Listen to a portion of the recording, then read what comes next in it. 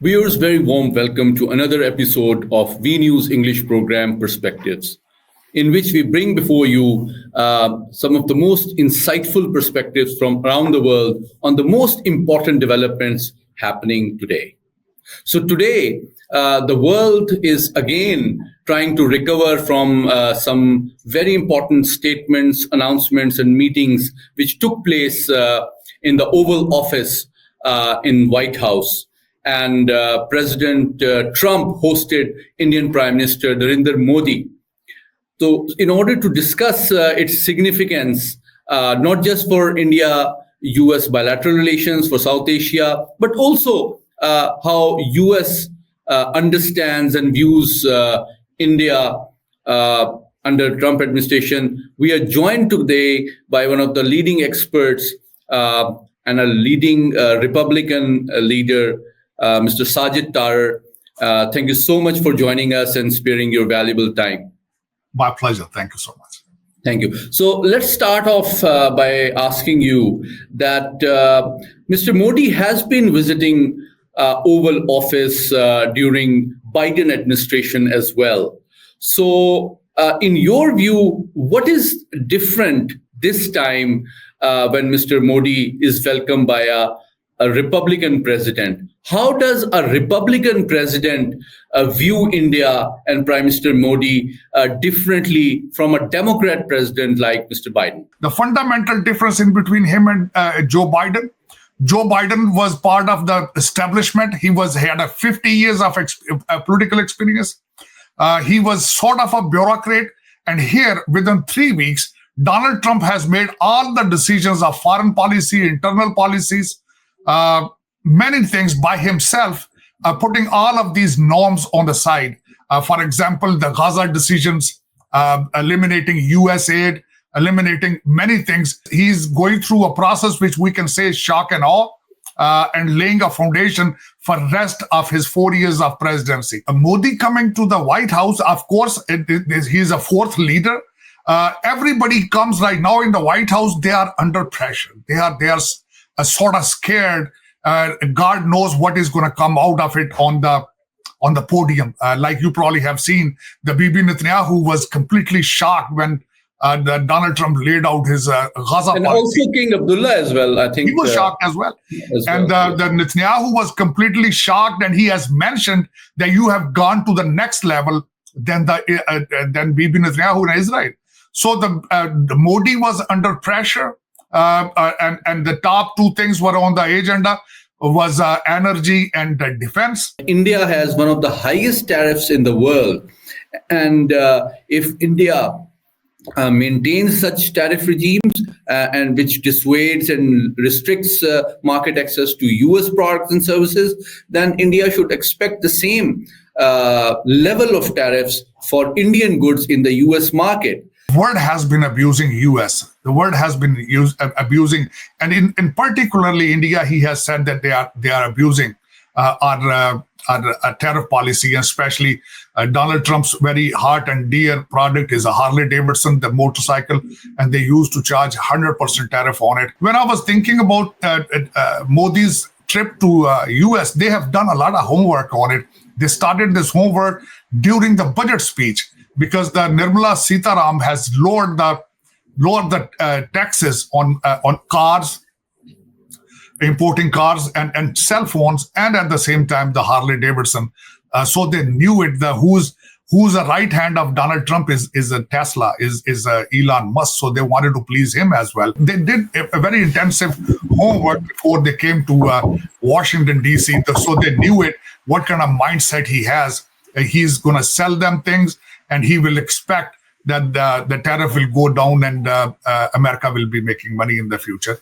So the thing is, I believe in this meeting, especially India came in, Modi came in under a lot of pressure, but both parties have achieved things out of this meeting. I think that both countries are pleased. I'm not sure how the US will be in a position to deliver F-35. America is facing many issues regarding the Boeing and the manufacturing field. Do you think it will compensate, or will it fall short of the expectations that Mr. Trump has for a proportionate tariff regime and adequate market access within the Indian market. Two things Donald Trump has in his mind right now to somehow to stop India to buy oil from Russia, number one. And second thing is this, after the COVID, most of the American businessmen, including Donald Trump, they have figured that out. Having all the eggs in one basket of China, it won't serve the purpose in the future.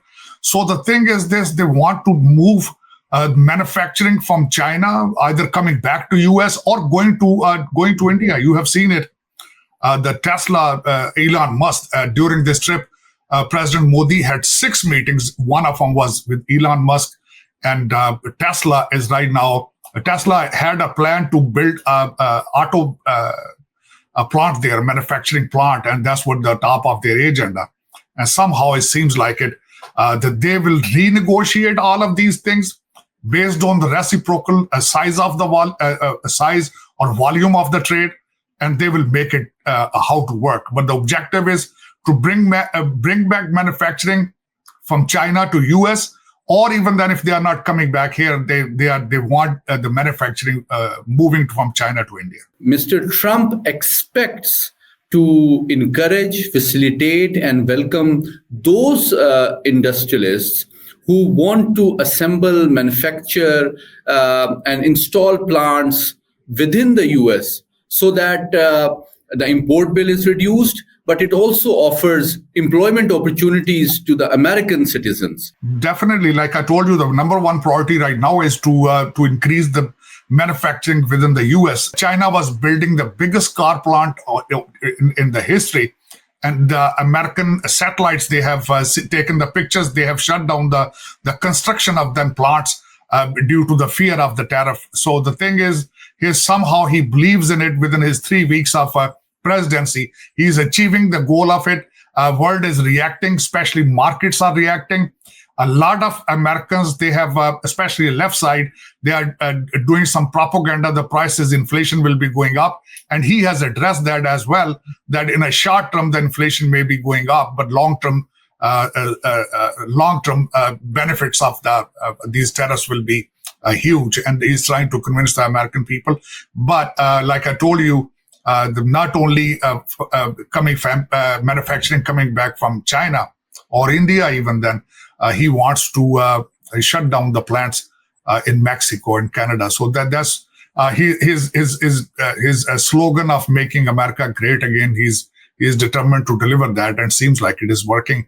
He's doing a lot of shock and awe, and he's renegotiating everything on his own terms. Either it's you can see Panama Canal, or Mexican border, or Canadian border, or Greenland. Even then, whatever he said, he negotiated all of these things based on the American side on his own terms. From Mr. Trump's perspective, American friends means those countries and those leaders who are willing to provide unrestricted market access to American investment and exports, but also be willing to move their production line and investment in the US. MBS is playing the right cards, and he is achieving the fruit out of it, matter of fact, because the Donald Trump yesterday said that his meeting will be with the Russian President Putin will be in Saudi Arabia.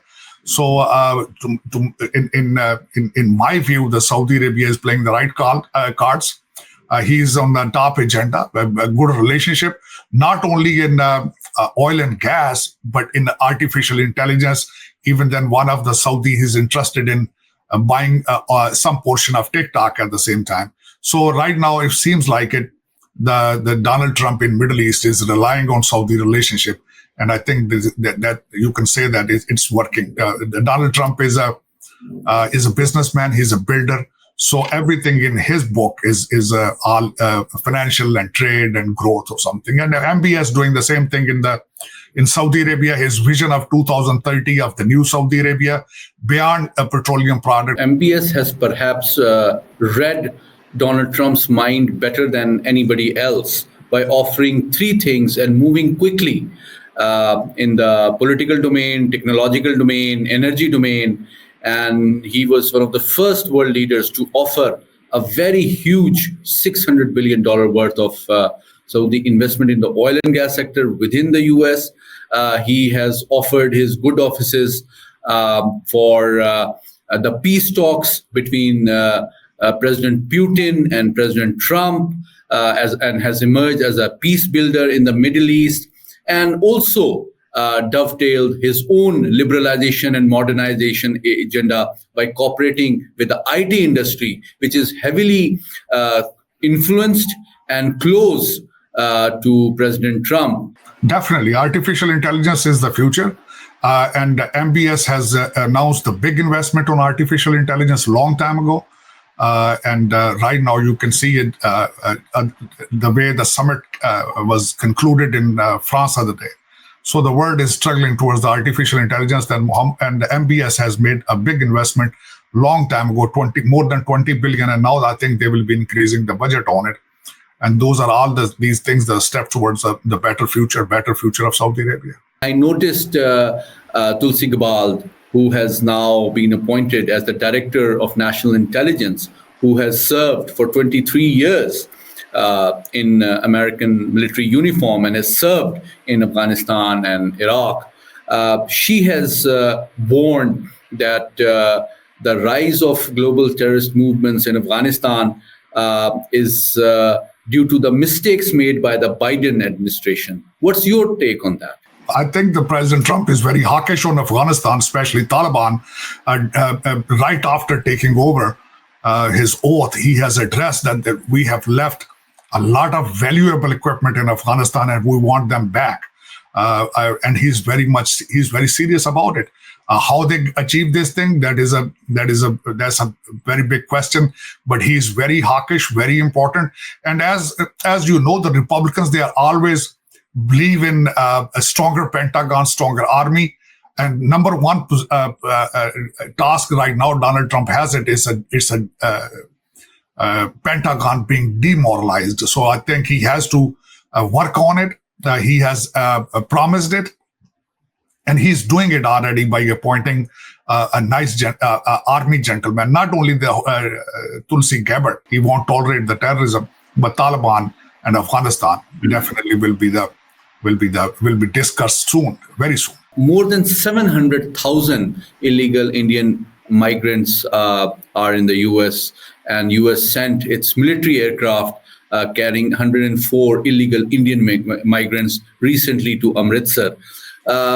Do you think after this meeting between Trump and Mr. Modi, this process is likely to continue? The illegal immigration, especially 11 million or maybe more than 11 million illegal immigrants, Donald Trump has taken them as a national threat. And he has used the word not only illegal migration or immigration, he has used the word invasion and sending the American troops on the border. So he's very serious. That's very dear to his heart. And another thing is this, that 2 more planes are going to India, Amritsar, tomorrow and day after tomorrow, February 15th and 16th. It was slightly mentioned, but the thing is this, Indians again playing a very smart card. During the Dr. Jaishankar's trip, he has discussed this with Marco Rubio and saying the migration either legal or illegal. So this is how they were playing the game, that they will take their illegals back in exchange to increase the numbers of H-1B visas or shortening the waiting time in India. So India wants to give something and take something. So they wanted to give them that we will take all of our illegals back, but you increase the numbers of Indian legal H-1B visas. And they are smart in that because H-1B visa guys will be coming here legally by the planes. And they will be increasing the Indian influence in US. This meeting between President Trump and Prime Minister Modi, what does this mean for Pakistan? Should Pakistan be worried, or should Pakistan explore some opportunities in future based on the experience of the leaders who have visited Oval Office so far? I have observed the Pakistanis are coming with their reaction, and they have 2 concerns. Number one concern is F-35, and number 2 concern is this, that Modi and Donald Trump slightly has mentioned the terrorism sponsoring from across the border. So they have shown some concern on it. Let me address the F-35 first. Like I told you earlier, that America has a lot of defense deals with them since a long time, since 2019. America has right now as issue with the manufacturing product in the US. I'm not sure how the F-35 they will be sending to India. It is a 10 years plan. So I think Pakistan should not worry about that much. Pakistan is already getting U-35 from China. Matter of fact, that is concerning to Indians. At the same time, right now, the second thing is this: other 2 or 3 days ago, something happened on a border, which is nothing to do with the Pakistani current government. So the Foreign Office of Pakistan has said something, has expressed their concern. But this meeting, the trade is a number one priority of this trip. Matter of fact, Pakistan should not concern anything about it. Pakistan is already on the right track. Their foreign policy is very balanced with China. And Pakistan is in a very good shape right now, having a strong relationship with the Saudi Arabia, and Tayyip Erdogan coming there yesterday and having a wonderful trip to Pakistan. I think Pakistan is managing themselves very well. I was talking to some Pakistani businessmen, and they are preparing proposals and plans to visit the US with ideas of starting assembly lines and production and investing in food and other areas. Can you give some suggestions that what are the areas which Trump administration is likely to welcome in terms of areas of cooperation to improve the trade and industrial relations between Pakistan and the Trump administration? What I have been observing since last 3 weeks and plus before, Donald Trump is interested in selling LNG, matter of fact, or petroleum product. I highly recommend Pakistani businessmen coming here and looking into the LNG export from US and the coal products at the same time, because imagine Donald Trump is always asking, the drilling and mining. And I have been traveling with Donald Trump to some of the rustic belt, especially with the coal mining, West Virginia and a lot of other states. So I highly recommend if when they come here buying LNG, and right now the India even then is buying a lot of LNG from Middle East, but that can be used as a carrot for the US to start a good relationship. Coal and LNG is very important, and plus buying and expanding towards artificial intelligence or teaching your kids about the information technology. I highly recommend investing in education, taking some of the American schools, like even then yesterday, Prime Minister Modi has said the same thing, taking some American schools to Pakistan and building artificial intelligence or information technology schools will be very good for the Pakistani kids in the future. Mr. Tarar, thank you so much for joining us this morning and sharing your very insightful analysis and very important policy relevant ideas about the significance and also the lessons for Pakistan and rest of the world after this important Prime Minister Modi and President Trump summit. Thank you so much for joining our viewers. Keep watching this program and don't forget to give your feedback and comments in the section. Thank you so much.